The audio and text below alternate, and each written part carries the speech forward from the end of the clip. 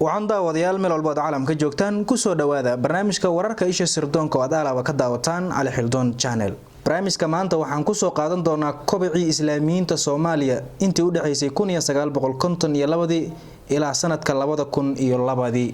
afgambigii 21 Oktoobar ee sanadkii 1969 ee aanu dhiig ku daadan xukunkii Soomaaliya ay kula wareegeen ciidamadii uu hogaaminayay General Maxamed Siyaad Barre waxa la oran karayay uu ka duwanaa dawladii rayidka ahayd ee ka horeysay wuxuuna durba ka soo horjeestay diinta iyo dhaqankeeda iyadoo Soomaalidu tahay xoolo dhaqato aaminsan diintooda oo u ahayd marjaca ay u laabtaan marka isqabqabsi dhexdooda ah yimaado 26 February 1970 kacaanka ayaa laalay dastuurkii Soomaalidu lahayd wuxuu 2 Maaj ee 1970 mamnuucay asxaabtii siyaasadeedkii kor u dhaafaysay 80 xisbi islaamiyiintu waxay ka mid noqdeen asxaabta irdaha loo laabay waaga u bariyay Soomaaliya islaamiyiintu wuxuu kacaanka u dhiibay jagooyin sarsare laakiin waxay ka soo horjeesteen kolkuu qaaday toobiyii hanti wadaaga oo aanay Soomaalidu aqoon durugsan u lahayn wuxuu kacaanku la yimid xirxirnaansho siyaasadeed iyo mid bulsho iyadoo Soomaalida lagu tilmaamo laguna yaqaano dad furfuran oo laab xaaran waxayna ahaayeen muslimiin muddo dheer diinta soo haystay taasoo ay uga duwanaayeen ummadaha kale ee geeska Afrika ku nool sidaasi ayay weligood culimada diinta Soomaalidu hoggaanka iyo horseedkaba ugu ahaayeen aasaaskii xisbigii SYL ayaa waxaa soo shaacbaxay qaar ka mid ah xubnihii aasaasay oo doonayay in ay ururkaasi noqdo jaamacad islaami ah xubnahaasi waxaa ka mid ahaa Sheekh Cabdiqaadir Sakhaawadiin oo isagu fikir ahaan qabay in Soomaaliya lagu midayn karo jaamacad islaami ah halka Yaasiin Cismaan Sharmaake uu rumeysnaa in la aasaaso xisbi siyaasi ah oo Soomaalidu u wada dhan tahay hase ahaatee urur islaami ah oo Soomaalidu aasaasto waxa ugu horeeyay Xaaji Faarax Omar 1925 ururkiisii ahaa Somali Islamic Organization ee uu ka aasaasay Cadan ee dalka Yemen Araabida al-Islaamiya Somali Islamic League oo uu hogaaminayay Shariif Maxamuud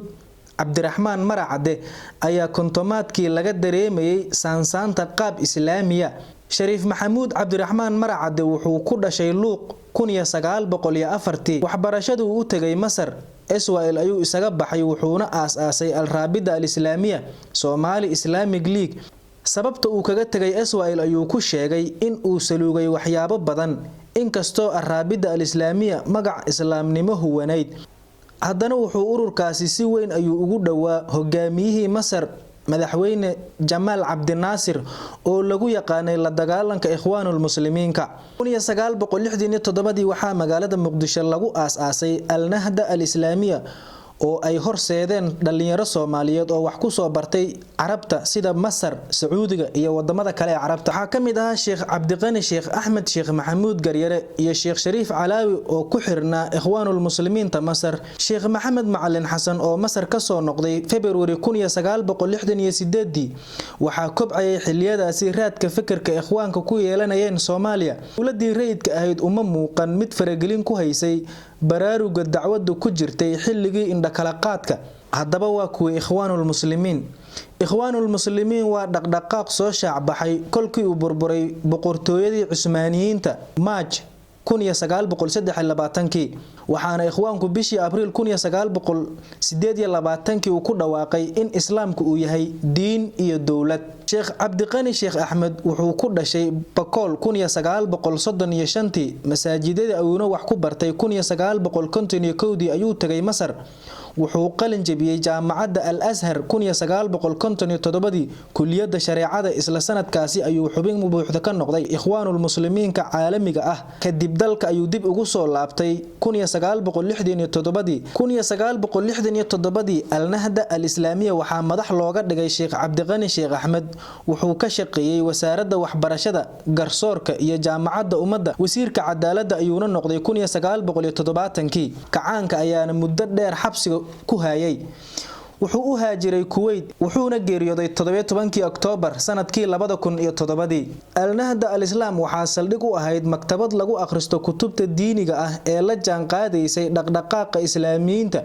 maktabada kutubtaasi dalka soo gelisay waxaa sabab u ahaa qoraal uu Sheekh Maxamed Axmed Garyare u diray Sheekh Manaa Al-Qataan oo ay isku yaqaaneen Sacuudiga ahaana sheekhii ku daray ikhwaanka. sidoo kale Sheekh Cabdiqani Sheekh Axmed kolkii uu booqday Kuwait tabayaaqadii lixdamaadkii wuxuu la kulmay xubno ikhwaanka Kuwait ugu caansanaa oo ay kamid ahaayeen Yuusuf Xiji iyo Cabdalla Mudawac. guud ahaan culimadaasi waxay ugu deeqeen Al-Nahda Al-Islaam kutub dhinaca baraaruga iyo fikirka isugu jirtay, waxayna u badnaayeen kuwa ay qoreen Xasan Al-Banna, Abu Aclaa iyo culimo kale. Islaamiyiinta Soomaaliya waxaa raad weyn ku lahaa Ikhwaanul Muslimiinta Masar, waxaana xubin ka noqday Sheekh Maxamed Garyare oo ku dhashay 1935 dhagax buur ee dowlad deegaanka Soomaali Galbeed. xer ayuu noqday kadibna aqoon diimeed ayuu u tagay boqortooyada Sacuudiga. Machadka Riyaadul Cilmi ayuu galay, wuxuu ahaa qofkii Soomaaliya ugu horeeyay ee waxbarasho ka bilaaba jaamacadda Madiina. Ikhwaanul Muslimiinka Masar ayuuna ku biiray 1962 ku soo noqoshadii Soomaaliya. la taliyaha wuxuu u ahaa wasaaradda cadaaladda. xilligaasi waxaa aad u guntamayay xiriir u dhaxeeyay ikhwaanka guud